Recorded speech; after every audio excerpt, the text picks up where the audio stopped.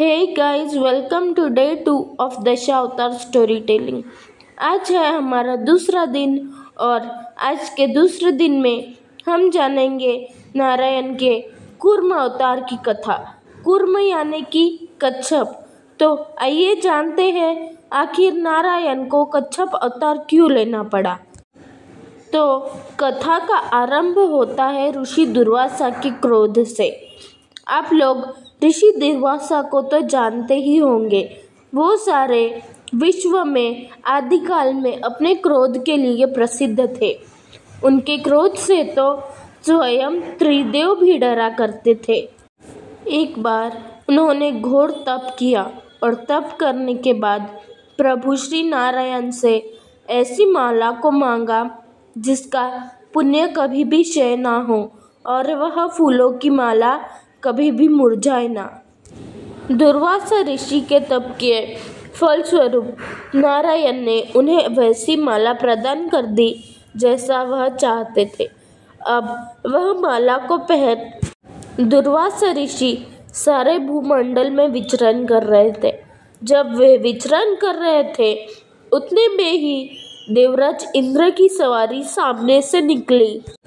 देवराज ने अपने ऐरावत हाथी से उतर दुर्वासा ऋषि का आदर सत्कार किया।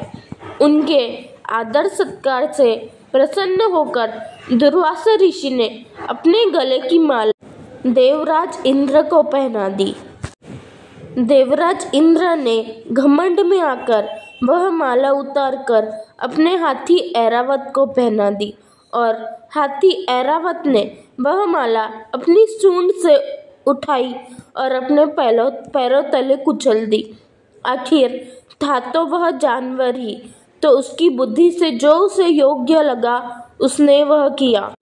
अब यह सब देख दुर्वासा ऋषि अत्यंत क्रोध में आकर बोले, दुष्ट, तुमने मेरे इस पुण्य स्वरूप फल माला का अपमान किया है। तुम्हें अपने राजा होने का खूब घमंड है। तुम इस धन ऐश्वर्य से लदे हुए हो, इस बात का अभिमान है तुम्हें। आज मैं तुम्हें श्राप देता हूँ कि तुम्हारे साथ सारे देवता श्री विहीन हो जाएंगे। ये मेरा श्राप है, ये तुरंत ही तुम पर फलीभूत होगा। इतना कहते हुए अपने कमंडल से जल का छिड़काव किया करते हुए दुर्वासा ऋषि ने इंद्र को श्रापित कर दिया।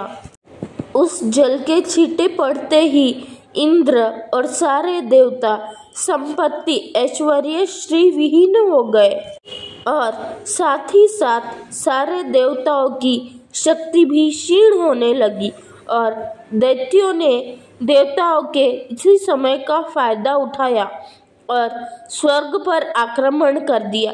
जब सारे देवता अपनी शक्ति, अपनी श्री, अपना ऐश्वर्य खो चुके थे तो वह अपना युद्ध राक्षसों से हार गए और साथ ही स्वर्ग का राज सिंहासन भी हार गए। अब सारे देवता स्वर्ग से निष्कासित हो चुके थे। अब सारे देवता मिलकर विचार कर रहे थे कि आखिर स्वर्ग का सिंहासन और सारा ऐश्वर्य किस तरह प्राप्त किया जाए। उतने में ही वहां पर देवगुरु बृहस्पति आए और बोले, ऋषि दुर्वासा के श्राप से श्री अर्थात लक्ष्मी समुद्र में विलीन हो गई है। अब जब समुद्र मंथन होगा तभी समुद्र में छिपी लक्ष्मी हम वापस प्राप्त कर सकेंगे और जब हम लक्ष्मी प्राप्त कर लेंगे तभी हमें हमारा ऐश्वर्य, हमारी शक्तियाँ और स्वर्ग का सिंहासन भी वापस मिलेगा। अब देवगुरु बृहस्पति के कहे अनुसार समुद्र मंथन की तैयारी हुई। समुद्र को मथने के लिए नागराज वासुकी की डोरी और मंद्राचल पर्वत का बिलौना बनाने का निश्चय हुआ।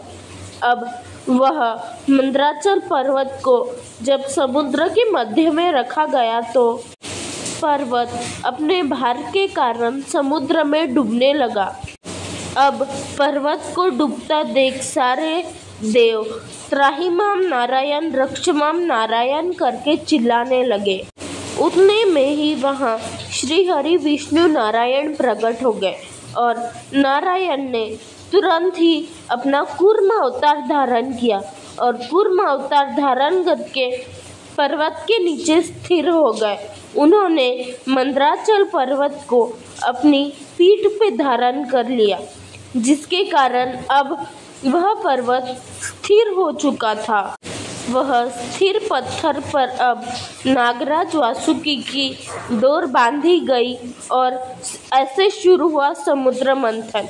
उस समुद्र मंथन से 14 रत्न निकले, जिनमें से माता लक्ष्मी भी एक थी। माता लक्ष्मी के आते ही सारे देवताओं का जो ऐश्वर्य धन संपदा चली गई थी वह लौट आई। फ्रेंड्स, ये थी हमारी कूर्म अवतार की कथा। यह कथा हमें यह सीख देती है कि जब हमारा समय आता है और हमें ईश्वर की ज़रूरत होती है तो बस मन के सच्ची पुकार की ज़रूरत होती है और पुकारते ही श्री हरि हमारी मदद के लिए दौड़े चले आते हैं और कोई भी अवतार धारण करने के लिए वे सक्षम हैं। इसीलिए अपना भरोसा उन पर से कभी ना खोए और अडिग रखें। मित्रों, जो 14 रत्नों की बात समुद्र मंथन से निकले मैंने की थी, उसकी विस्तृत कथा मैं आपको अगले सीरीज में आगे बताऊंगी। तो मित्रों, अब यहीं पर एंड करते हैं हमारी कूर्म अवतार की कथा। ठीक है, तो फिर चलिए मिलते हैं अगली सीरीज में। तब तक के लिए गुड बाय, जय श्री कृष्ण, राधे राधे, टेक केयर।